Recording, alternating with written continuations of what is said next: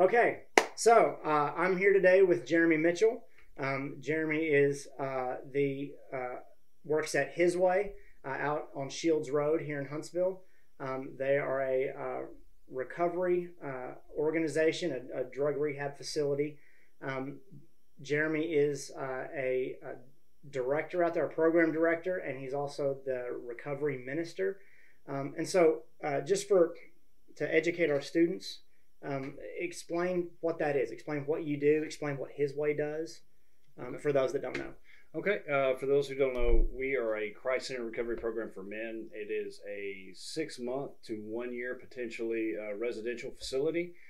Basically, men of the age of 19 and up who are struggling with drug and alcohol addictions have the opportunity to check in to our program and get the assistance they need as far as getting education and work time on the 12 steps, learning about Jesus and God and the Bible. They're also getting their health looked at, right? So they're getting to see doctors, they're getting to see dentists, we're dealing with their legal cases, they're getting counseling, they're getting ways to have family reconciliation begin. And so we really just allow them to come in and try to work on all aspects of that human being's life so they can become productive members of society and hopefully to become a Christian man in the future. Absolutely. Well, and I've taught out there a few times, and one thing that I've heard and one thing that I share and that I know others share is that there's all kinds of different recovery options and things you can do and treatments you can go through. But what HisWay makes sure to put on top of that is you can do all those things, but if you don't have God with you, connected to that, that it doesn't just kind of add some extra oomph to it, but that it's key to all of it. If we're believers, if we're Christians, that's something that you can't do. There's a lot of things that we can't do without God, and this is a big one. And that God's intervention and connecting to not just the resources that you guys provide, but also to godly encouragement, scripture, developing your spiritual life is key to maintaining all those things that you're talking about. Yeah, so the reality is I've been in recovery for 10 years. I've been around recovery since 2003, trying to get it myself, obviously, right. And try and fail. And I grew up in the church like a lot of y'all did, and through a period of my life, I didn't want to have anything to do with God. I didn't want to go to church. I didn't want to have that aspect. So I tried to do recovery without that. And that's really problematic if you consider how all basic recovery kind of goes. Okay, so if you look at secular recovery, if you look at faith-based recovery, which basically covers all forms, right? Every one of them says that you have to believe in a higher power, something that is greater than yourself. And so if everybody's saying that, there has to be something to it. Mm-hmm. And what I found is that, belief creates direction. You've got to figure out what it is that you believe, because it creates direction. It creates an end game for you. It's kind of like using Google Maps, right? You gotta have a destination in mind, so that could be all mapped out. Right. So a man without belief is a man without direction, and a man without direction is lost. And so for myself, the reason why this go round has been so successful for me is that I chose to figure out what I believe. And I believe in Jesus Christ as the Son of God and God in the flesh. Mm-hmm. Came down here and died on the cross for me and resurrected on the third day so that I'd have the opportunity to spend the rest of eternity with Him. And so that's why I'm where I'm at, and that's why I'm at HisWay, trying to give men that have addiction issues and are losing hope a direction for their life. Okay. So one of the things that we wanted to highlight with these videos was trying to let people know what are some things that you guys are doing ministry-wise now that we're on lockdown orders, shelter-in-place orders. How has the coronavirus affected what you guys do? Because I know you have a lot of live. I mean, you guys are live in. They're right there on campus. They're in close quarters. And then there's other things that, like them. Some of them have jobs, and going out to different things like church services is a big part of their recovery and being able to get off campus and do things to reconnect them with society. And now they're all enclosed in society. So what kind of things are you guys doing differently and to adapt to that environment? That's a great question. It's also extremely complicated. As you said, we're a residential facility. So the issue is with residents, when we are working normally with residents and also with staff members, we have 50 plus people that call that place home, right? And so there's not a whole lot of social distancing, I guess is the right. Magic phrase that we have right now. And so that makes it difficult. And you got, 50 guys. Out of them, 30 of them are probably going to work every day and interacting with things that we don't know. And then coming back in and kind of moving around the facility, maybe not paying attention to washing their hands as much as they should, right. Or lysoling things. And so it's a real issue, right? And so recovery has been a little bit more complicated. Right now that COVID-19 is here. So one of the things that we did is we quit taking intakes, which is unfortunate. Yeah. But you have to control the population to the best of your ability. And so we quit taking people in. If we end up having a case where somebody has to be quarantined on a property, which we have rooms specific to quarantine, that keeps them away from the community, then we do have kind of a pause plan in place where guys, if they don't feel comfortable with it, they can move out, come back and do drug tests once a week. So they can kind of when all that gets done, they can get back on track, which is really important because we have a lot of people that are furloughed, court ordered, right. To us, and if they're not in our program, they're in jail. Right? Well, and the court system requires them, if they're furloughed like that, to have court dates and do all those kind of things. And right. With the courthouse closed, everything's on hold with them. Yeah, so it's a really big deal on that level, and we're still allowing guys to go out to their jobs. Can't really stop that now. Some of them have already started to get less time at work, their hours getting cut or getting laid off, and obviously we're trying to figure out financial plans for them so they don't get too stressed with what they owe us. Other thing is we're not going out to church anymore. Obviously we can't go to church because the churches aren't open.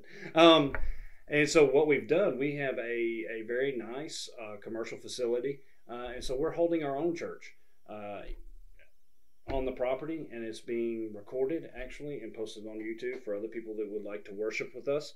And graduations, we're doing closed graduations with only the residents, no family, but we're recording it and posting it on YouTube. Oh yeah. So they we'll put links to some of that stuff. That'll be that'd be great. HisWay definitely has their own YouTube page.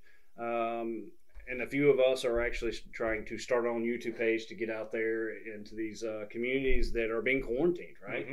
Because there's a lot of people stuck at home that don't have the things available to them. The other things that we're doing, some of us, is there are guys that have no access to recovery right now. And for someone in my position, that's difficult to deal with, regardless of the circumstance.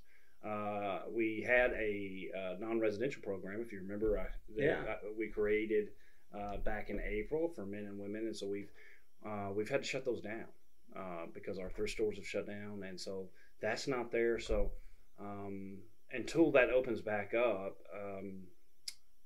some other people may be doing it, but I know that I'm meeting with people on an individual basis outside of the program, right. Away from our community, right, and just trying to give them whatever assistance I can until we get through this pandemic, if you will, and get back online. Yeah. So you brought up a good point there. Is what are some needs, if any, that you guys have that people that are watching this can help, if at all, to lessen the load with you guys or help you guys bear the burden? What are some things that people could do now to help you guys out in the midst of this thing? Sure. So let me start off with this to answer your question. Yeah. The most important thing that we could get from anybody any given time is prayer. I hear a lot of Christian men and ministers too talk about prayer as a last resort, but it should never be our last resort. Mm-hmm. It should be what we start off with. Ask and it shall be given. Shall be given, right? The prayer of a righteous man availeth. Yep, it availeth much. And so that's a big deal. Okay, so even if you're sitting at home and once a day or twice a day, you find HisWay and our guys and our staff finds their way into your prayers, that would be excellent. To start off. I think the next thing is, right now we need to be others focused more than we ever have been in the last few decades. Right. We need to really get outside of ourselves, and we need to be thinking about others. We've already kind of started it with social distancing and trying to make sure we're not passing anything on if we haven't. But the other thing is that in being others focused, we need to develop this servant heart, right? And we need to be able to kind of get out of our comfort zone and help people, because there's not a whole lot that you can do in a rehab this quarantine is shut down. Yeah. But there is a lot that you can do out in your community, because there are people that are out there that don't have the resources available to them that they used to. And so as a community, we need to be trying to fill those. Somebody might actually just need somebody to talk to. Yeah. Right? They might. You might not be a counselor. I get it. So I'm not a counselor, or I'm a high school student, and I don't, I don't know anything about it. Who cares? Guess what? Even counselors didn't know what they were doing at some point. And still do. Just sometimes the best thing to do is to actually sit down and listen to somebody, and you can do that wherever you are. I mean, we've got Zoom now, right? Yeah. We've got WhatsApp. We got Facebook. We got. I don't even know because I'm old. Right? I don't know all the different venues, but there's ways to communicate to people. There's ways to look at people. Why you do that? I would encourage you to participate in those things, because we need each other right now more than ever. Well, just checking in with people, and if you're looking through your Facebook feed or your Instagram timeline and you see, maybe that person looks lonely or those kind of things, is being able to just check in on them and say, hey, how are you doing? And see. Give them an opportunity to talk, and like you said, just be a listening ear. Right. And so this is a time, man. Some of y'all know me and some of you don't. And I've been through some very sketchy times and some difficult times as a Christian and as a non-Christian. Okay. But when I became a Christian, I began looking at problems from a different vantage point. Okay. So there's a blessing attached to every problem. There always is. There is the next step, right? And so instead of just saying, well, there's nothing I can do because we're in a pandemic and, I'm limited. I can't do things the way I used to do them, so I just need to do whatever I can to put a Band-Aid on it. And then I'm going, when everything goes back to normal, I'll go back to normal. I think that's the wrong way to look at things. Yeah. I think that we need to look at this and say, hey, it's our opportunity to step out of the box. Yeah. Try new things. Exactly. Take what we're doing to the next level. I know that Rodney and I are both, working on recording lessons, right? Mm-hmm. And using social media on different platforms to kind of get the message of Christ out there, right? The gospel message. And so that's kind of an example of looking outside the box, right? Working outside the box. And I think if we do that right now, while everybody's shut down and cleaning their garage and playing tic-tac-toe, if we do that now, when we can go back to doing what we normally do, we have created new venues of ministry, new venues of service, new venues of love to other people that we didn't have before. So we need to be looking at this as an opportunity instead of a limitation. Yeah. So that actually leads me into my next question, which is when you said having people praying and being aware of those in your community that might need help. And I know we talked a little bit about donations always help, especially when you said 40% of some of y'all's resources, your income, comes from the thrift stores, and those have had to be shut down because they're non-essential. And so donations are always helpful, not just now, but in the future as well. But you touched on a little bit. What are some things once this is over that people, as they're wanting to get back out and help and wrap their arms around organizations in our community, how can they help you guys and get involved with HisWay? Sure. So I have absolutely no idea right now.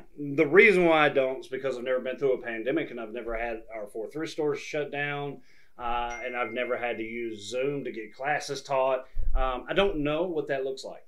But what I can tell you is, while you're in this situation, you need to be getting your heart ready and be prepared to do service.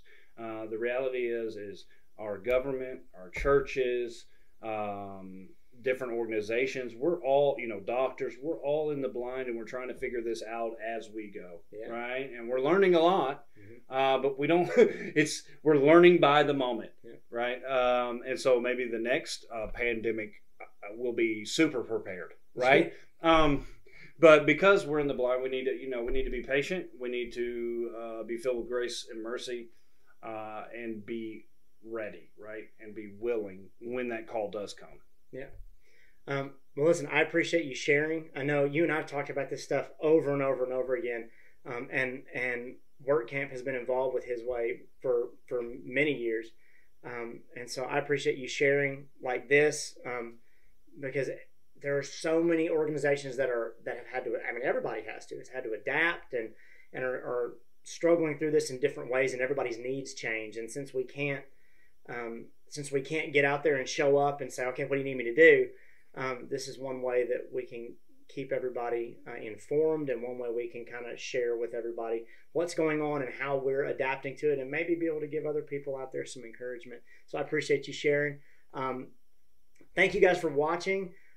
There are going to be links to HisWay, to their website, to some of the videos that Jeremy talked about as soon as we get done here. So stay tuned for those things. Make sure to post and share on our pages, on the HisWay information. Share their things to get the word out about these things. Keep them in your prayers, and make sure to, like Jeremy said, be prepared to have a servant heart as these things start letting up and we're able to get back into our communities. Make sure that that we don't fall back into just thinking about ourselves, that you are looking for opportunities to serve and looking for places where you can get back involved. So stay tuned for some of those links, and we'll see you next time. Thanks, guys.